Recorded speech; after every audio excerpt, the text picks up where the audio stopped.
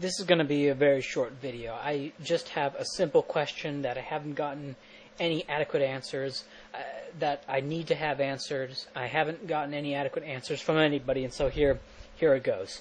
This video is directed toward anybody who would call themselves a statist, who supports the state, and more specifically, the democratic state. You are a statist and you believe in democracy. That is what you believe, and you support the democratic state. If that is the case, I would really like you to answer for me this simple question. Why are you still a democracy supporter? Stay with me here for a second.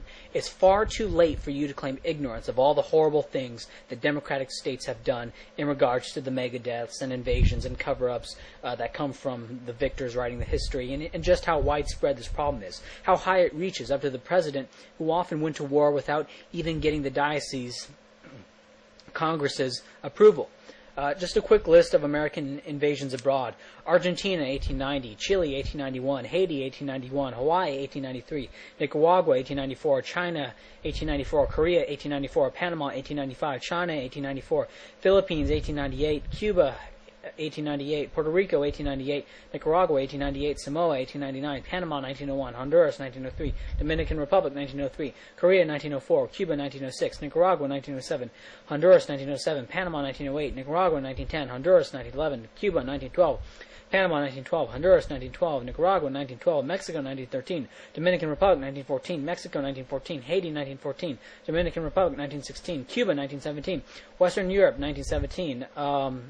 U.S. sent to Europe to fight the Germans, which were at a stalemate with France and Britain, and were planning to sue for peace. But American intervention led to Allies winning the war, and this led to what we know it led to. Interventions in Russia in 1918. The Bolsheviks ended up winning anyway. American intervention just made it take a little longer and caused more deaths because the fighting was more even, so more people died. Honduras, 1919. Guatemala, 1920. Turkey, 1922. China, 1922. Honduras, 1924. Panama, 1925. China, 1927. El Salvador, 1932. Yugoslavia, 1946. Uruguay, 1947. Greece, 1947, Philippines, 1948, Puerto Rico, 1950, Iran, 1953, Vietnam, 1954, Guatemala, 1954, the Vietnam War that went to 1975, Cuba, 1961, Cuba, 1962, Laos, 1962, Panama, 1964, Indonesia, 1965, Dominican Republic, 1965, Guatemala, 1966, Laos, 1971, Chile, 1973, El Salvador, 1981, Nicaragua, 1981, Lebanon, 1982, Grenada, 1983, Bolivia, 1986, Iran, 1987, Philippines, 1989, Panama, 1989, Kuwait, 1991, Somalia, 1992, Haiti, 1994, Sudan, 1998, Afghanistan, 1998, Yugoslavia, 1999, and, of course, we all know about Afghanistan and Iraq in 2001 and 2003. After knowing all of this, how do you remain in support of democratic statism? What is keeping you there? And I could add other things, like the state-enforced slavery of blacks, followed by state-enforced denial of employment and certain types of property for blacks, massacre of the Native Americans, how taxation, which includes federal, state, and local, and the inflation tax and the direct cost of complying to regulations, adds up to over 40% of the national income, how increased state control over medical services has seen a decrease in the number of doctors per capita in the United States since the 1960s. If Nazi Germany, for example, had the same level of control over the means of production, the same abuse of domestic minorities, the same ultra-imperialism as the U.S., it would crumble apart.